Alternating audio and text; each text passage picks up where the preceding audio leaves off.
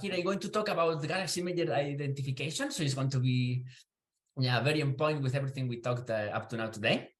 And of course, one small introduction of the what and the why of all this. So of course, we have here these very nice 6 panels of the Hubble telescope, showing different stages of merging and how this merging process is very important for galactic evolution, because it seems to be one of the main drivers for how we have transformations between early and late type galaxies, the growth of structure, but quenching and transformation, time scales of galactic evolution, and so on.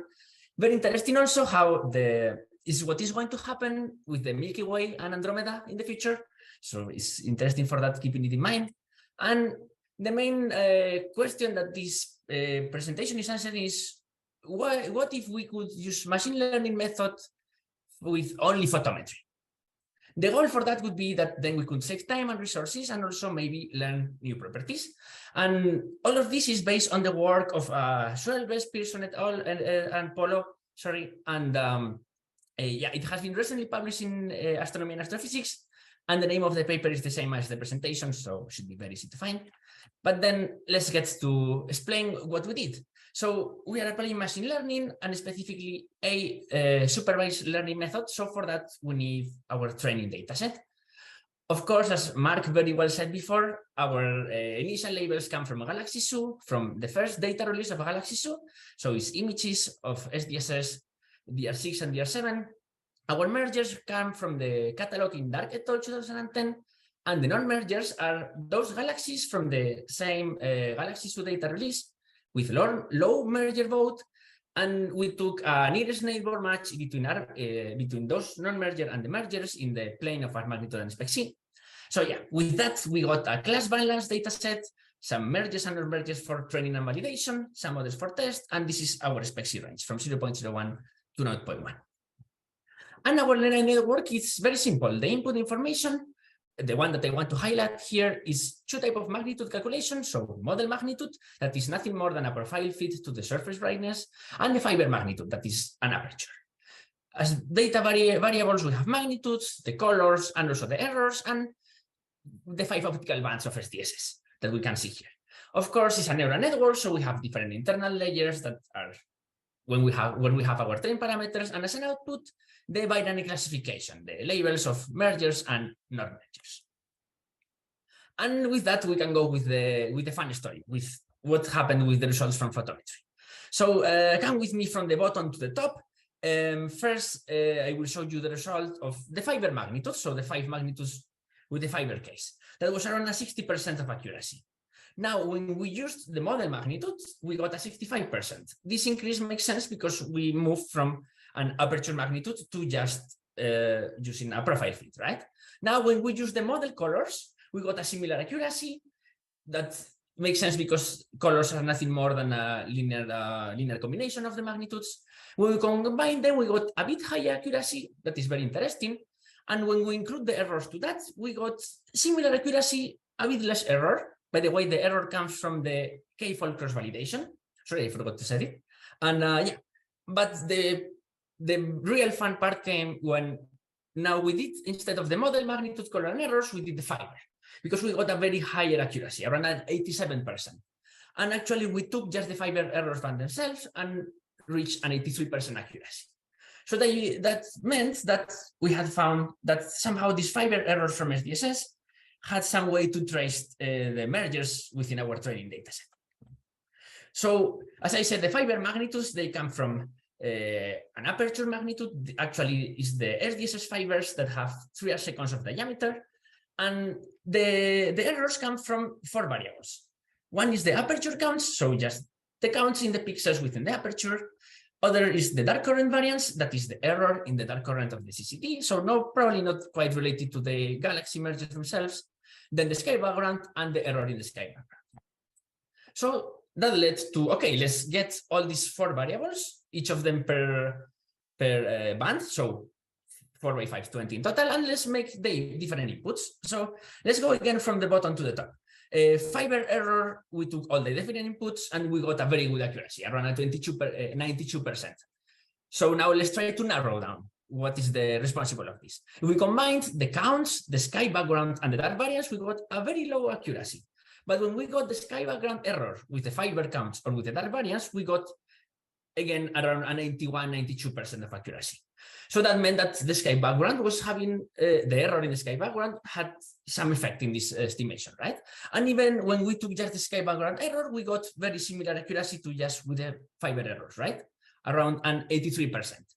So this might be strange because we are combining the sky background with different stuff and getting more accuracy than when it's alone. And even one of the things we are combining with the sky error is the dark variance that is only related to the CCD, right? So what was happening was related to the normalization of the data for the neural network. I won't enter on detail of how it's normalized, but the thing is, when we took the sky error, we didn't normalize it at all, just make the logarithm of it and input it to the neural network. We got the highest accuracy we had found until now. That is the number that we have here. For the logarithmic 5 sky error accuracy, we got for validation a 92.6% and for test a 92.3%. So we think that it doesn't come from overfitting, and the results are consistent within the errors. So the next step that we did was to check the feature space. And in these 20 panels that I have here, I'm showing in the x-axis the sky error between among bands, and then the number of galaxies depending if they are true positives or true negatives. So mergers classify correctly or non-mergers classify correctly. And for negative and for positives, that would be the mistaken cases. And if we look at the true negatives in the 3 central bands, we see that for G, R, and I, the sky error is generally low for the non-mergers, but for the mergers, it is high. So that led us to our final result of our work. That is, we decided to let's get the sky error just in 2 bands, make a plane, and see how it looks like. And we have here in orange, we have the mergers, and in blue, we have the non-mergers. And actually, if we draw just a line, a decision boundary with mergers on above and non-mergers below, we got very good accuracy, 91.6%, so only 1% less than we had before. So basically, thanks to the neural network, we found that we could just use this sky error to classify them. Now, why the sky background error is important? So first, the method in which it's obtained in SDSS, it comes from the interquartile range of the clip median that is providing the sky background. So this is the calculation method. And what we think that is happening, the physics behind, is that the sky error is tracing low signal to noise structures. Like, for example, in this galaxy, all these surroundings from a merging interaction. So this galaxy actually has a merger like around here, I think. And so yeah, basically this is low surface brightness, and it comes appearing in the sky background. And that's a very nice result. And also one important thing to keep in mind is that for dark et al. Is we have only merging major pairs, so we are actually missing some other stages and type of galaxies. And that leads us to the summary and what we will do for the future work. So in the main take-home message is that thanks to the neural network, we were able to discover an unknown aspect of galaxy mergers. And this happened within a PhD time span. Actually, I'm now in half of it. So so it can happen, as we discussed the first day of the workshop. And yeah, and as I said, the sky error is trace of merging processes, and that is also important to mind the errors. And with the future work, I think that you can read it. I think we can finish. So thank you very much.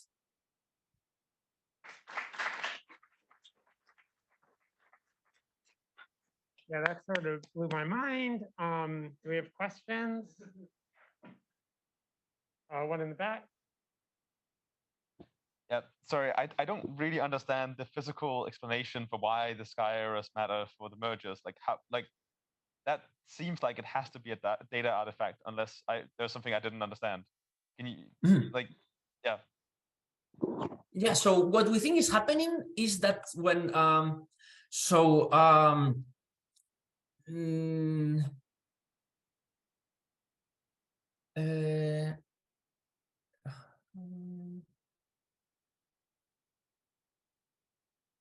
okay, I see.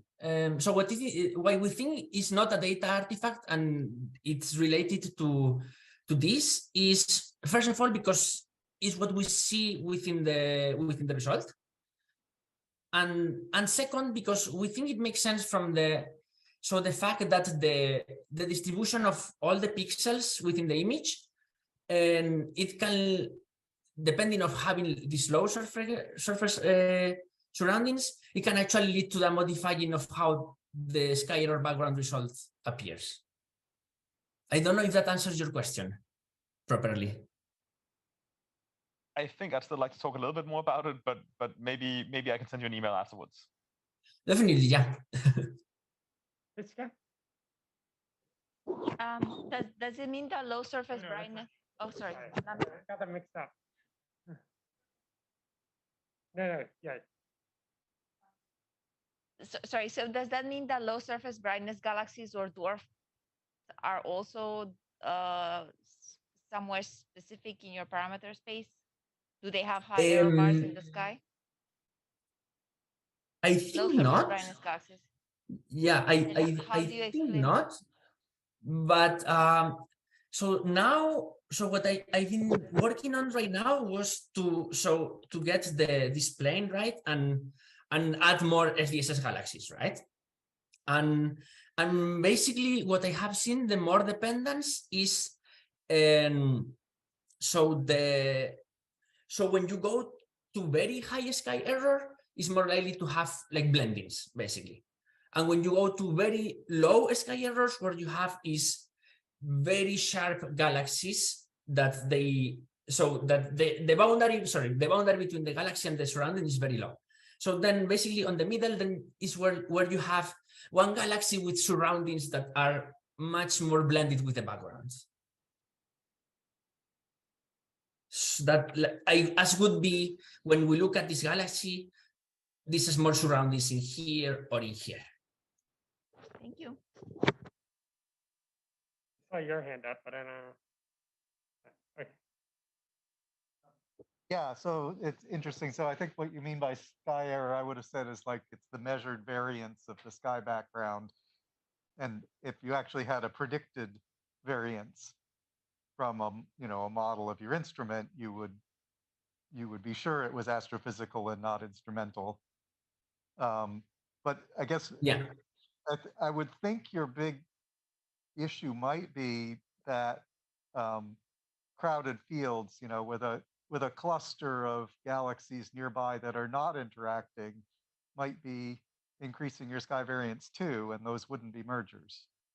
Yes, it's basically what we now want to test is how contaminated this is. And yes, I totally agree. Yeah, it definitely has an effect.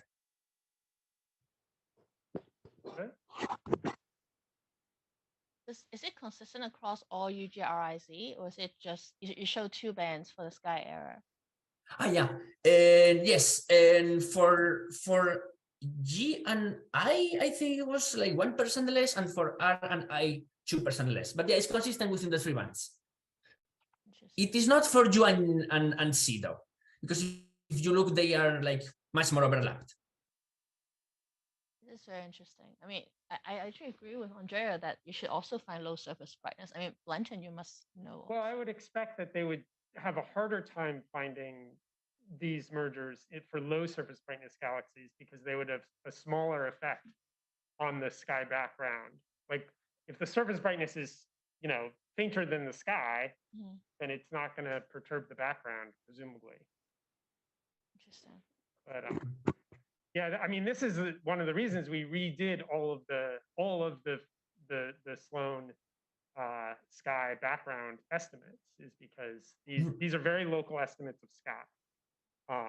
But I had no idea that there was this information in it. Yeah. Thank you for the talk. Yeah, related to that, because you mentioned in your future work, I'm going to apply this to LSST, but LSST goes much deeper. So I wonder if this signal will be diluted because of that, because at the end, you will have extensions, galaxies that extend well beyond what SDSS sees. And so we will have background everywhere. So maybe the fact that you have a companion will be diluted. I don't know if you've looked at that. Yeah. Definitely agree, actually. Like deepness is definitely very important for this method, and it might not work for even for HIC right now. Yeah. yeah, this has to be very specific to a particular analysis and instrument. Yeah. Okay, And but we so have to now, move on. I could talk yes, about please. this guy's effect all day. But- Thank you. It was very fun. It's very like I cannot be there. It would be really fun to keep the conversation. Thank you very much. Thank you. Let's thank. And next we have Aimee Schechter.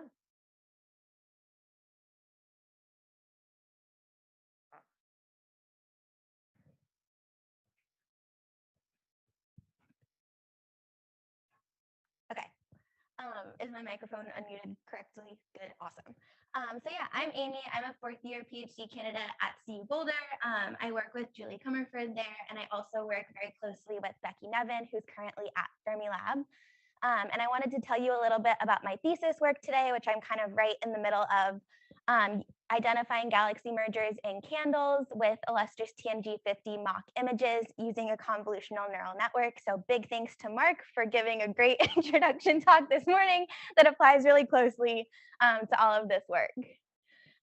So galaxy mergers are a really essential piece of galaxy evolution. There were some questions about that this morning of why we want to learn about them and why machine learning might be a great tool.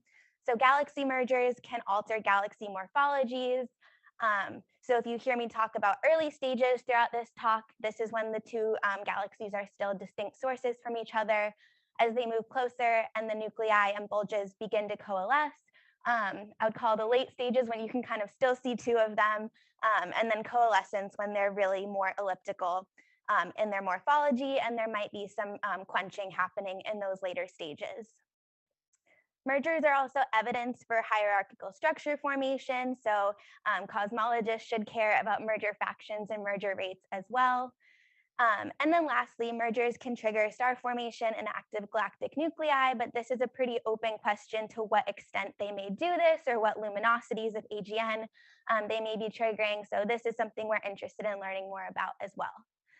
So the goal of my project is to identify galaxy mergers in the CANDLE survey in order to study this merger-driven star formation and AGN activity that may be there.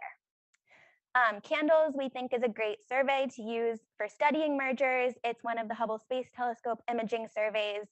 It has data in optical and infrared filters. And the redshift range we're going to use goes from 0.2 on the low end, and that was chosen to match the spatial resolution of TNG50. And then we go up to 3 on the high end of our redshift range, and that was chosen because that's where CANDLES is out 90% complete out to. It's got pretty high spatial resolution, although of course now that JWST has launched, that might be a little bit better. And I do hope to expand this to JWST fields in the future. And a lot of people have been asking me lately why I'm still working on Hubble data. And so I just wanted to kind of address that. It's a great question. I do want to publish what I've been working on for the past 3 years. I think that's a fair reason. But in addition, CNNs have been proven to work quite well at lower redshifts, like with Sloan data. And it's kind of an unknown field how well they're going to work at these higher redshifts or what we might have to do. So I do think there's some value in working with kind of this middle redshift range data. And CANDLES is also very well studied, and that means that there's a lot of other merger catalogs that I can compare my results to, which I do think is important as we build trust in these machine learning identification methods. However, I did on Friday submit an archival proposal to the JWST call, co-PIing it with Becky Nevin to expand this project to some JWST fields. So that should be coming in the future. So just to cover a little bit more background, theory predicts star formation can be triggered in early stage mergers and that the most luminous AGN will be found in mergers. So that's why we care.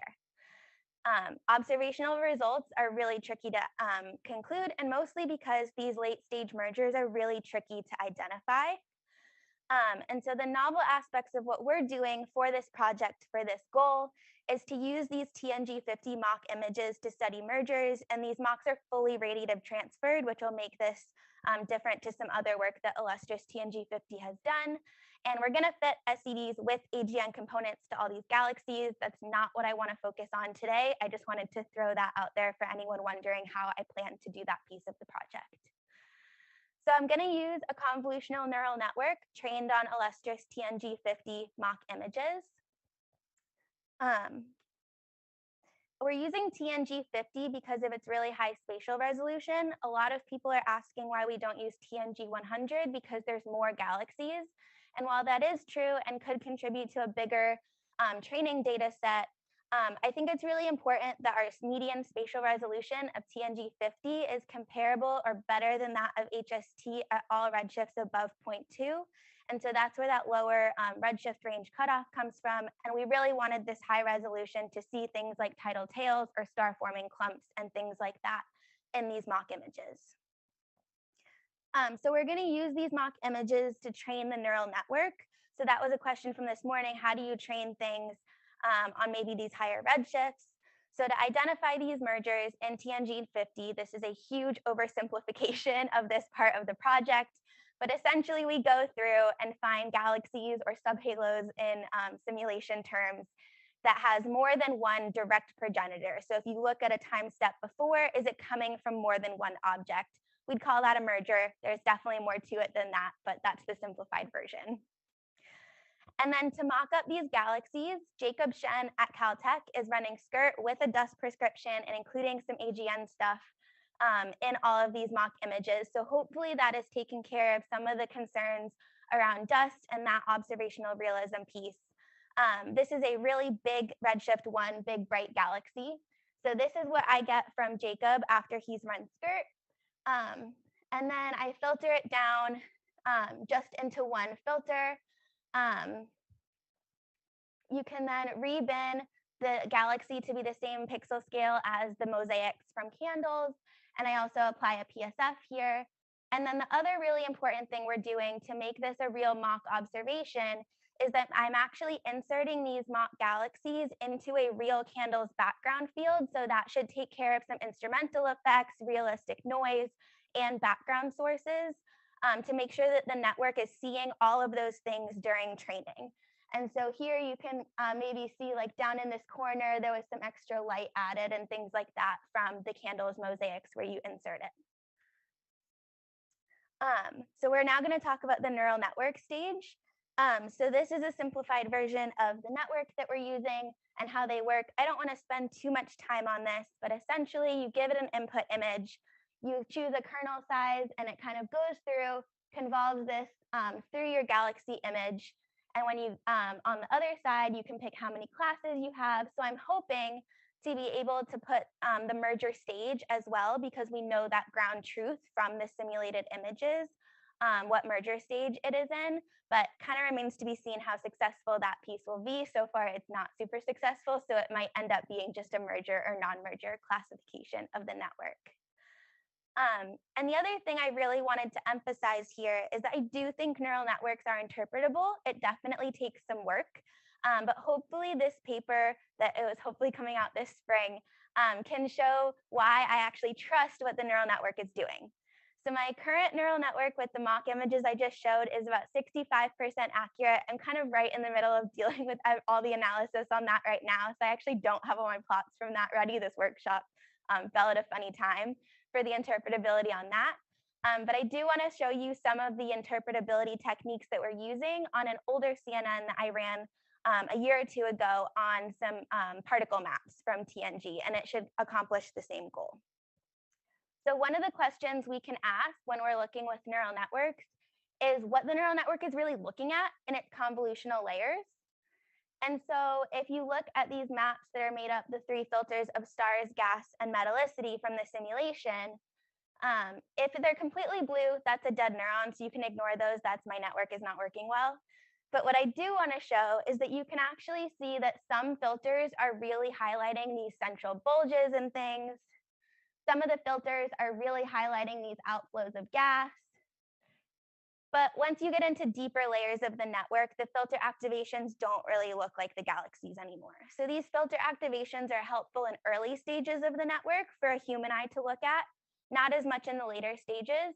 But I do think those early layers provide some trust from an astronomer's perspective that the network is looking at physically realistic features. The other thing we can ask is where in the image is most important, or what is the network focusing on to make its classifications? So for that, we can use tools like saliency maps. So the spatial extent of these 2 images is the same, But in the bottom image, the brighter the pixel, the more important that location or that pixel was to the final classification of the image. So I think because this neural network wasn't super well trained, these maps are kind of blobby. You would expect to see a lot more definition and some edges here. But I was happy that this one learned to look at the center of the image, and it was really targeting whether there was some gas outflows in a lot of these images or not from these particle maps down in these corners. And so I was okay seeing this. It definitely needs more work, but it was encouraging to me that the network was looking at features that I, as an astronomer, can be physically taking something from. The other thing we talked about in Mark's talk this morning is the last thing I want to mention, that before we do apply this to the real candles images, I do plan on using domain adaptation. So this is a plot from Alex's paper that basically is showing the things to note here are that at the beginning, the mergers and non-mergers are all mixed together in terms of classes. And this transparent dots are the mock images. And the SCSS images are these ones, the solid dots down here, and they lie in completely different spaces in this visualization of feature space. And as you apply domain adaptation, the red and blue, so mergers and non-mergers, get further apart from each other, so you can really separate the classes, in addition to the SDSS and mock images kind of being indistinguishable from each other. And this ensures that the network is looking at features that are similar between the mock images and the real images to make its decision, so that I trust when I'm applying this to the real domain. So just to wrap up, in the future, I do want to try training my CNN at a redshift of 0.2. We started with redshift 1, and that's where we got that 65%. And I'm wondering if I try to train it at a lower redshift where the features might be more apparent first, and then transfer learn to a higher redshift if that can get our accuracy up. Future, I'll do the AGN and star formation rate piece of the project and really investigate that connection. And that is what I will be doing for my thesis. So hopefully I've managed to convince you that CNNs are interpretable and we can trust them. And the first paper from this will hopefully be out on arXiv this spring. Thank you.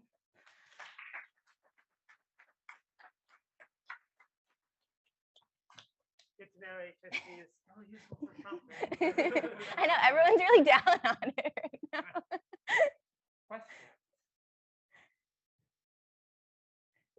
Thank you for a great talk, and this sounds like a very useful thesis. So thank you for that. So I was wondering if you have an estimate of the stellar masses that your study will cover.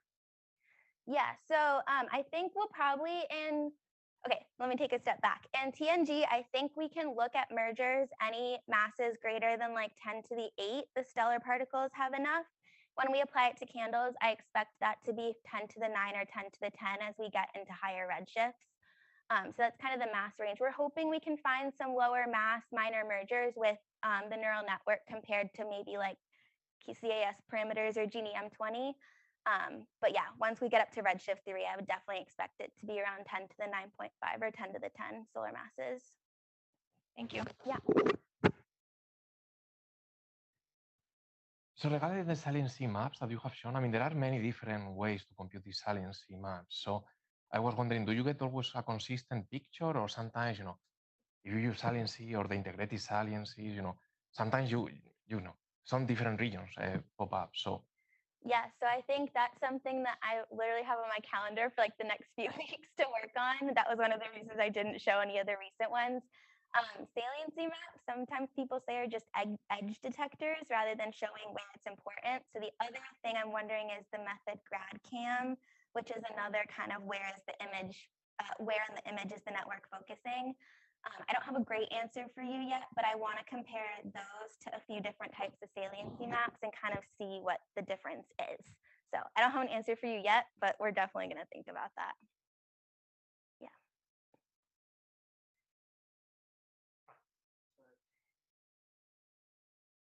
Yeah, sorry, this is just a bit of a useless comment, but what you were saying earlier about the interpretability of the early layers in your neural network, it reminded me a lot of when people run CNNs for like facial recognition.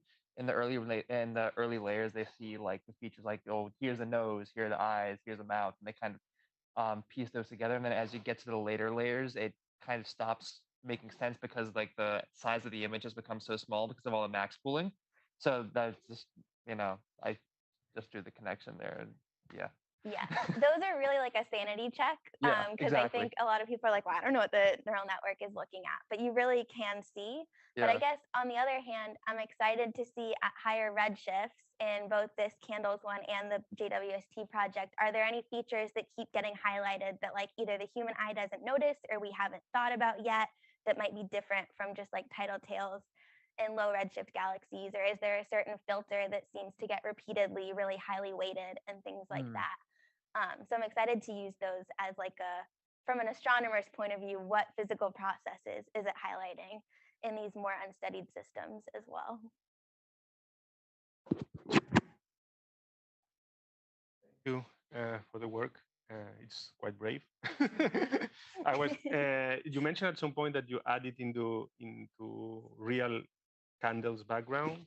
So this includes foreground and background sources. So you don't look for empty regions.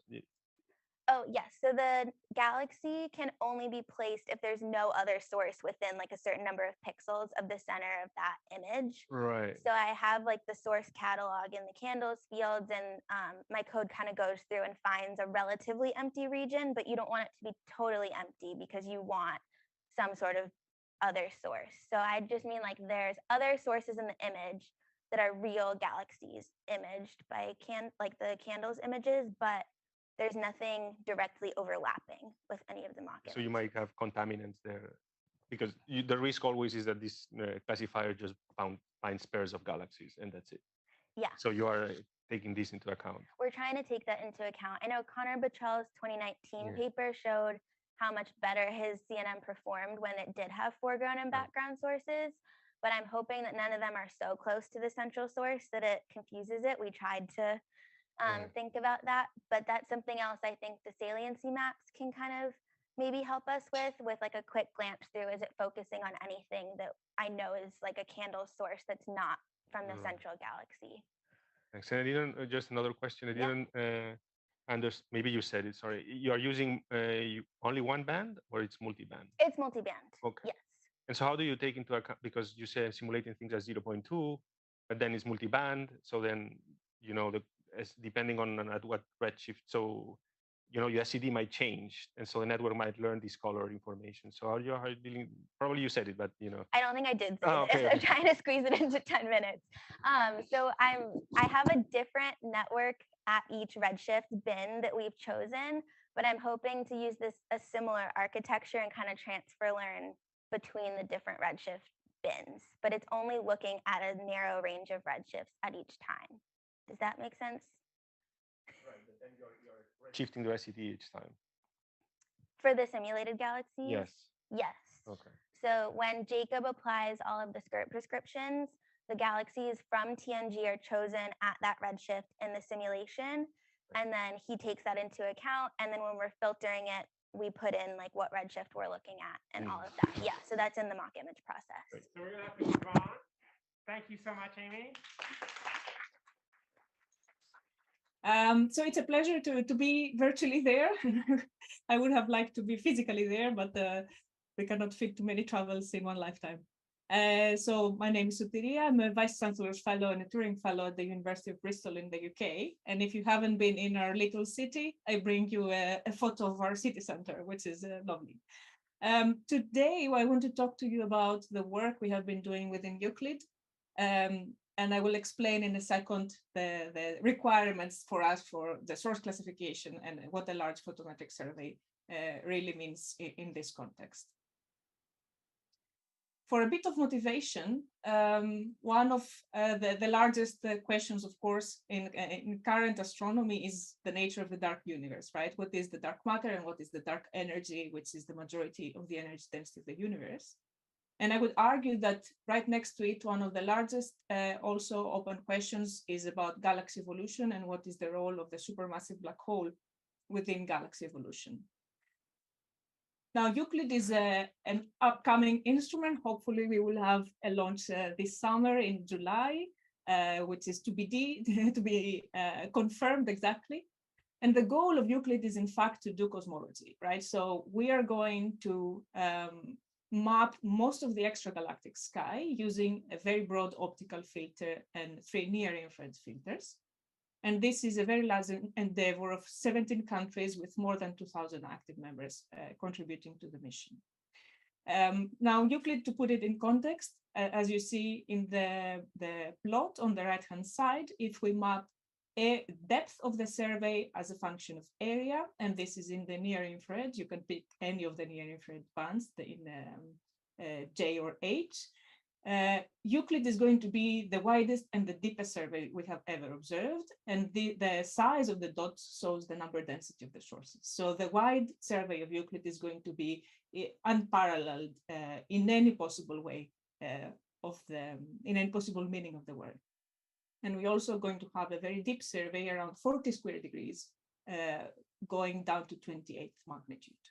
So this is going to be a spectacular data set with resolution comparable to Hubble in the optical and 0.3 arc seconds in the near infrared. So absolutely exceptional data. Now, my involvement in this mission has been for a very long time, and I'm currently leading the classification working group within the photometric redshift working group, and the AGN work package on the legacy science. So as you can see, both of these hats that I carry within this mission are going to address the 2 questions that I posed as motivation of the work. Because the mission is designed to map the dark universe, we have put constraints throughout the data flow from the design of the instrument to the way we process the data to the way we analyze the data as they come in, to match the tight constraints we put on the performance on the measurement of the cosmological parameters. So with my group at the University of Bristol, and so here the 5 students that have been working with me, we have been trying to look into different ways of doing the classification. So the primary goal of the classification is to define a pure star sample and a pure galaxy sample, which means we need to get rid of the quasars and all of the AGN that are going to impact the photometric redshift estimation and the PSF estimation, which goes into the weak lensing analysis. Thankfully, AGN are my favorite objects to study, so I have something to play with after all of this work is done. Now, we have done a series of explorations with different kinds of methods, always having the same goal in mind of object classification. And we have done a bit of supervised, a little bit of unsupervised, and a tiny bit of simulation-based inference, which is still in prep. It's proving to be a pretty hard problem to solve. So today I will focus in a few of those, but I just put up the different references for you to have a look in case you're curious. Now, how can we do classification if we don't trust our training sample? And of course, with this audience, the answer is obvious. We go down the unsupervised learning route, where we search for a group of similar objects and we try to find clusters in the feature space. Don't get scared about this slide. You don't have to go through all of this. This is just to showcase the sample we're working with. Just a couple of things to keep in mind, because this is a photometric survey. I can only use really photometric colors to do my classification. And because it's a weak lensing survey, I am not allowed to use any morphology. And these requirements come from my cosmology colleagues. So what we did was to take a sample that has observations throughout the electromagnetic spectrum, which is much more than what we're going to have with Euclid. But we need to establish a baseline of how good we can classify our sources, starting with 50,000 sources from the U band to W2. And we are also having a sample that has spectroscopic redshifts only because we want to know the classification of the source. This is not part of what is included, of course, in the training or the projection of our feature space. The table shows a breakdown of the different categories that we have in this sample, and it is a very sizable sample of stars, galaxies, and quasars. The AGN are always ill-defined, and this is something we can discuss later on if you will, so in this particular exercise, we just ignore them. And we have half of our sample with unknown labels, and these would come all from SDSS, right? These are the spectroscopic classifications. And for those that are unknown, we say probably there was nothing too spectacular in the spectra, so we just call them galaxies. And this is the gray distribution here in redshift, and it matches very well the galaxy distribution. So this is a reasonable assumption, but it remains, of course, an assumption. And of course, we had a tiny fraction of sources that had redshifts without a class, and we consider these guys to be stars. So we have a sample of about 50,000 sources with spectra, and then we have an additional sample of about 3 million sources without spectra, but with the same kind of photometry. So the idea here is to find some dimensionality reduction technique that will help us do decent clustering. And to do so, we created the 190 colors, which comes from all color combinations of the filters we are considering. Then we turn to our trusty box of a lot of turning wheels in our pipeline. And then we create a model that is optimized to identify stars, one to identify galaxies, and one to identify quasars. And the goal is we are looking for a model that we can introduce new data, so we can project new data as they come in instead of having to create the model every time. And once we have all of our 3 optimized model, of course, we can go through a consolidation phase and define what would be the best class to keep per object. Now let's go into this little box and see what's inside. As I said, we start from 190 colors. We experimented including information that have some sort of information on the extent of the source, like the half-light radius. And quite quickly, we found out when we are using unsupervised models, it is incredibly challenging to have a very high dimensional parameter space. So we found that turning to random forest that we had used in the past to select the most important attributes, this helped a lot. So we went from 190 colors to only 30. And even that was challenging for HDB scan, which is our cluster of choice. So we had to reduce our parameter space even further. And we did the first obvious step, of course, which was to use PCA, principal component analysis. And then there was an iterative loop to try to optimize the PCA and the HDB scan modeling using this dataset. And doing so, we end up with the 3 models as promised, and we are able to identify which model is going to be best per source. I will jump into the results very quickly. This is the PCA space that you see here. They are the same plots on the top of them and the bottom, and this is for the quasar model. The top row shows the binary model between quasar and non-quasar. So quasar is the blue points, and everything else that's non-quasar is the red. And you see that the clustering does pretty well. These are 3 parameters, 3 PCA components, and these are the 3 projections we can make when we have a 3D space. The bottom shows exactly the same data, but this time I'm also coloring in the other 2 classes. So quasars are still blue, galaxies are yellow, and the stars are black. So you can see that in the 3 projections of our parameter space, the clusters behave rather well, and we can identify which sources are which. It seems that there is a little bit more structure in that parameter space, for example, this little cloud there, but this is something we have not explored at this moment. Now, if we look how this performs as a function of magnitude on the top, and this is for the star, for the galaxy in the middle, again, as a function of magnitude, and the quasar as a function of magnitude, you see the 4 performance measures, the F1 score, precision, accuracy, and recall. They're pretty flat across magnitudes, except, of course, where we run out of data in the very faint regime or at the very bright end. So this was good news. We can do pretty well even for sort of faint sources, and we can do the same question as a function of redshift. And indeed, we have very encouraging results. Even as a function of redshift, we are able to distinguish our sources based on their colors only.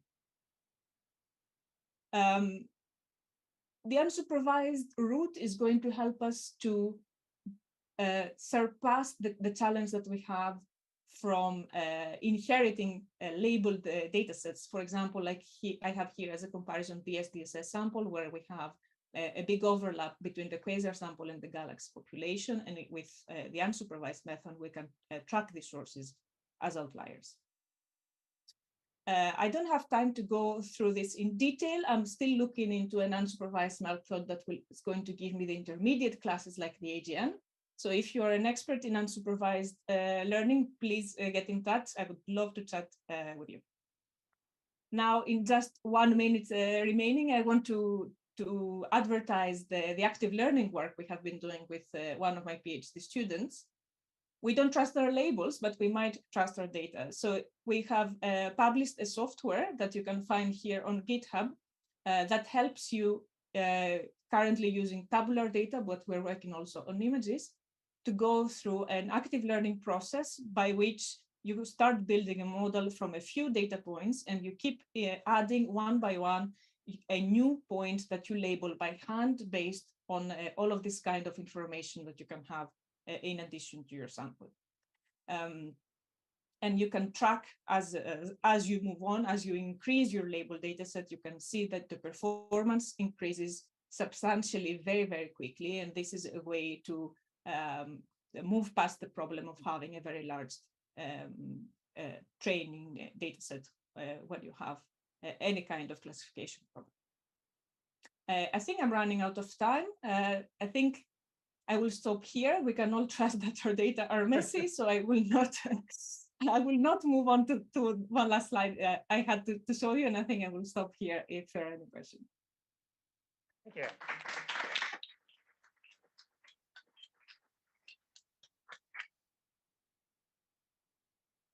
Questions? This may have been covered in your that your data are messy section. So I was wondering, what do you assume about correlated noise in your images? So not much. I'm using measured photometry, right? So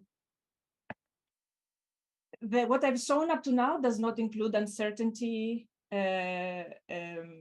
estimation out of the box. We can always include that in the augmented data set. And this is in fact what I would have shown in the next slide exactly on the data that are messy, but I'm not including anything on correlations at the moment. And one of the reasons why picking the algorithm we picked before was that random forest and PCA can deal with correlated data. Other questions? I had a question about your unknowns in your training set.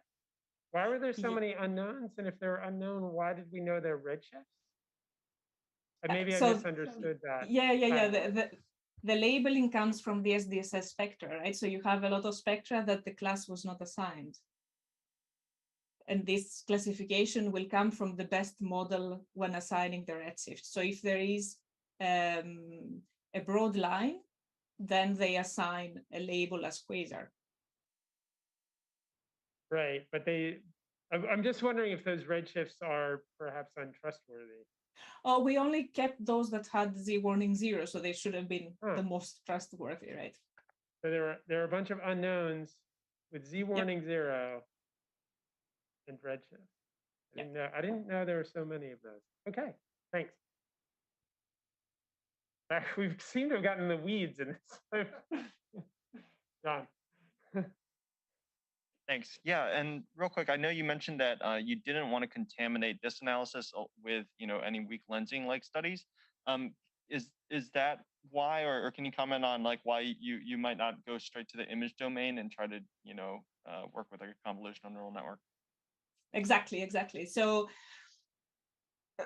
we are not allowed to use any morphology or any images, so we cannot do that. I have played in the past with images for photometric redshift estimation directly from images, and what came out of that was the attention was focused on the central part of the galaxy, which is practically equivalent to aperture photometry. So yeah, we are not looking for mergers here, for example, right? We don't care about the actual details of the source as long as it's a galaxy. Got it. Thank you. Okay, I think let's thanks Sotiria again, and thank all the speakers.